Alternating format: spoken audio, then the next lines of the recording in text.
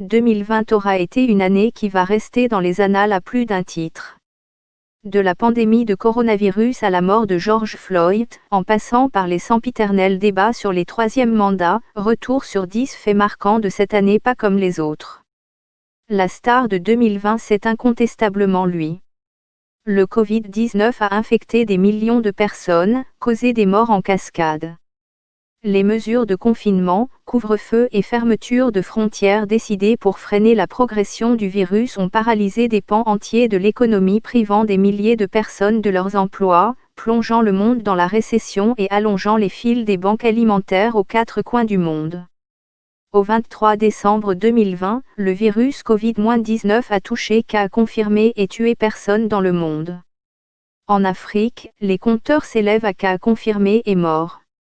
L'entraîneur Pape Diouf, les musiciens Manu Dibango et Orlu Mabele, l'ancien président burundais Pierre Nkurunziza, font partie des nombreuses personnalités emportées par la maladie. Il rêvait de la présidence malienne mais n'a pu accéder au mandat suprême. Soumaïla Cissé, le principal opposant malien, libéré en octobre 2020 par les djihadistes après avoir été retenu en otage pendant 6 mois, est décédé également du Covid-19 en France. Une course contre la montre s'est engagée entre les différents pays afin de mettre au point un vaccin efficace pour prévenir la maladie. Alors que certains sont en train de recevoir leur première injection, en attendant que la couverture vaccinale soit suffisante pour atteindre l'immunité collective, les gels hydroalcooliques, les masques et la distanciation sociale se sont invités dans le quotidien des différentes nations confrontées aux premières, deuxième et troisième vagues de contamination. Tous les ingrédients de ce qui a fait de 2020 une folle année démarrent dans la ville de Wuhan en Chine. Un virus mystérieux y fait son apparition et le 23 janvier, Wuhan entre dans une phase de confinement sans précédent, une semaine après que la Chine a confirmé que le virus se transmet d'homme à homme. À ce stade, le virus a tué 17 personnes et en a touché plus de 400. Cette ville de 11 millions d'habitants est entièrement coupée du reste de la Chine, et des milliers de personnes sont testées et mises en quarantaine au cours des mois suivants. Le confinement est levé en avril et il n'y a eu aucun cas de transmission à Wuhan ou dans la province de Hubei depuis la mi-mai. Mais le reste du monde se débat contre vague après vague du virus. Les élections en Guinée et en Côte d'Ivoire ont été émaillées de violences liées aux contestations autour des troisièmes mandats des présidents Condé et Alassane Ouattara. La candidature controversée d'Alpha Condé, 82 ans, pour un troisième mandat avait suscité de violentes manifestations dans tout le pays avant les élections, au cours desquelles au moins 50 personnes ont trouvé la mort, selon Amnesty International. Le 24 octobre, le chef de l'État est réélu pour un troisième mandat avec 59,5% des suffrages exprimés selon la commission électorale. Selon le porte-parole de l'opposition, plus de 90% de l'électorat a rejeté la candidature illégale d'Alassane Ouattara. Le président Ouattara était également candidat à un troisième mandat jugé anticonstitutionnel par l'opposition et suscitant des violences dans le pays, faisant une quarantaine de morts entre l'annonce de sa candidature en août et la tenue du scrutin en octobre, selon un bilan officiel. Le président sortant s'est présenté sans réel adversaire en raison du boycott de l'opposition qui avait appelé à la désobéissance civile. Le 3 novembre, le président ivoirien, 78 ans, a été réélu pour un troisième mandat avec 94,27% des voix, selon les résultats proclamés par la Commission électorale indépendante, Commission électrotechnique internationale. Auparavant, M. Ouattara avait choisi Amadou Gon Coulibaly, son premier ministre comme dauphin, mais celui-ci décédera après un malaise en juillet. Le mardi 18 août au matin, des tirs sont entendus dans 2 camps militaires à Kati, devenu le point de départ des putschs au Mali. Des informations font état d'une mutinerie mais au bout de quelques heures, plusieurs personnalités du régime d'Ibrahim Boubacar Keïta sont arrêtées. Le Premier ministre Boubou Cissé tente d'établir le dialogue avec les militaires en vain.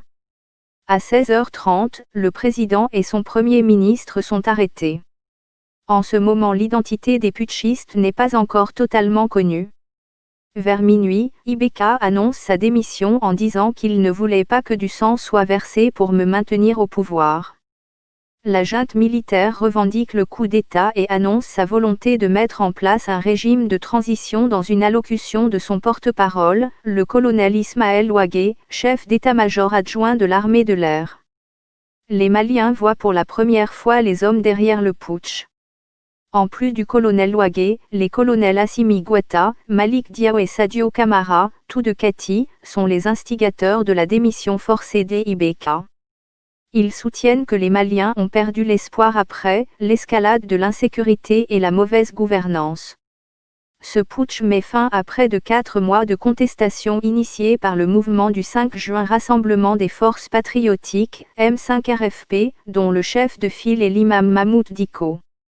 Ses opposants réclamaient la démission du président IBK et de son premier ministre Boubou Cissé. Les résultats contestés des élections législatives de mars ont remobilisé l'opposition réunie au sein M5RFP. Mais les revendications ont rapidement évolué pour inclure des allégations de corruption, de mal-gouvernance. Le 21 septembre, l'ancien ministre de la Défense, Ba Ndiaye est nommé président de la transition pour 18 mois. Le 29 septembre, Mokhtar Ouane, un diplomate de 64 ans, sans affiliation politique connue, est nommé Premier ministre du Mali. Il forme le 5 octobre un gouvernement de 25 membres. 2020 a fauché un certain nombre d'anciens présidents africains. Parmi la longue liste, les anciens présidents maliens Moussa Traoré et Amadou Toumani Touré, dit Aéroport Tour et Zone Terminale, l'ancien président du Ghana, Jerry John Rawling, l'ex-président tanzanien Benjamin Mkapa, l'ancien président du Kenya Daniel Arap Moi, l'ex-président égyptien Hosni Moubarak, les ex-chefs de l'État burundais Pierre Buyoya et Pierre Nkurunziza, l'ancien président du Niger Mamadou Baba Tandjia, les anciens présidents congolais Pascal Lissouba et Jacques-Joachim Iombi-Pango sont décédés. Le samedi 24 octobre vers midi, des hommes armés circulant à bord de motos prennent d'assaut l'école Mother Francisca, un établissement privé de la ville de Kimba au sud-ouest du Cameroun, tuant 7 enfants et en blessant au moins 13 autres. Les victimes sont âgées de 12 à 14 ans. Certains enfants tombent sous les balles tandis que d'autres sont blessés après avoir sauté du 2e étage pour tenter d'échapper au massacre. Aucun groupe n'a revendiqué l'attaque du 24 octobre, mais le gouvernement accuse les séparatistes anglophones. Certaines régions du Cameroun sont en proie à des troubles depuis que les groupes anglophones ont intensifié leurs efforts pour obtenir l'indépendance à partir de 2016.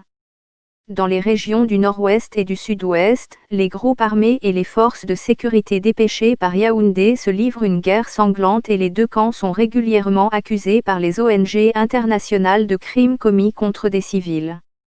Samedi 24 octobre, au moins 140 migrants à destination de l'Europe se noient après que leur embarcation de fortune transportant environ 200 personnes coule au large des côtes du Sénégal. Le bateau prend feu et chavire, peu après avoir quitté la ville de Mbour. Environ 60 personnes sont sauvées. On pense que les migrants tentaient de rejoindre le continent européen via les îles Canaries en Espagne. Cet itinéraire en provenance d'Afrique de l'Ouest est de plus en plus populaire depuis 2018. Début novembre, la photo d'un adolescent de 16 ans, présenté sur les réseaux sociaux comme Doudou Faye, un garçon originaire de Mbour, à 80 km de Dakar, mort durant le périlleux voyage devient viral. Son père, Mamadou Lamine Faye, dit avoir payé 250 000 francs Communauté financière africaine pour qu'on l'amène aux îles Canaries, en Espagne. De là, ajoute-t-il, son fils était censé rejoindre l'Italie où il devait commencer une carrière de footballeur dans un centre de formation. Le 4 décembre, le tribunal de Mbour a reconnu les pères de 3 jeunes candidats à l'immigration clandestine coupables d'avoir mis la vie de leurs enfants en danger et condamnés à passer un mois ferme en prison pour mise en danger de la vie d'autrui et complicité de trafic de migrants. Le naufrage de Mbour est l'incident le plus meurtrier de ce type dans le monde en 2020, selon les Nations Unies. Début octobre, une série de manifestations se déclenche au Nigeria suite à la diffusion des images d'officiers de police sortant 2 hommes d'un hôtel de Lagos dans la rue et tirant sur l'un d'entre eux. Les policiers appartenaient à la SAR qui signifie Special Anti-Robbery Squad, unité spéciale de lutte contre le vol. Amnesty annonce avoir documenté au moins 82 cas de torture, de mauvais traitements et d'exécutions extrajudiciaires entre janvier 2017 et mai 2020. Les victimes étaient principalement des hommes âgés de 18 à 35 ans, issus de milieux pauvres et de groupes vulnérables. Beaucoup de ceux qui ont été torturés ont été battus avec des bâtons et des machettes et se sont vus refuser des soins médicaux, souligne le groupe de défense des droits de l'homme. Le 11 octobre, le président nigérian Muhammadu Buhari instruit les chefs de la police de dissoudre cette force spéciale et décide que les agents de l'unité de police controversée soient redéployés. Une bonne partie du continent célébrait cette année ses 60 ans de libération du joug colonial. La pandémie de Covid-19 a empêché la tenue de célébrations grandioses. En 1960, 17 pays d'Afrique subsaharienne, dont 14 anciennes colonies françaises, obtiennent leur indépendance. Le 20 mai, le gouvernement français décide en Conseil des ministres de mettre fin symboliquement aux francs Communauté financière africaine en Afrique de l'Ouest, en adoptant un texte validant la transformation du franc Communauté financière africaine, qui deviendra l'ECO en maintenant la parité fixe avec l'euro, ainsi que la fin de la centralisation des réserves de change des États d'Afrique de l'Ouest auprès du Trésor français. Cette réforme est la conséquence de l'accord de coopération signé le 21 décembre 2019 entre la France et les gouvernements des États membres de l'Union monétaire ouest-africaine, Union économique et monétaire de l'Ouest africain. La Fédération internationale du football association et la Confédération africaine de football, CAF, travaillent entre août 2019 et février 2020 dans le but d'améliorer la gouvernance.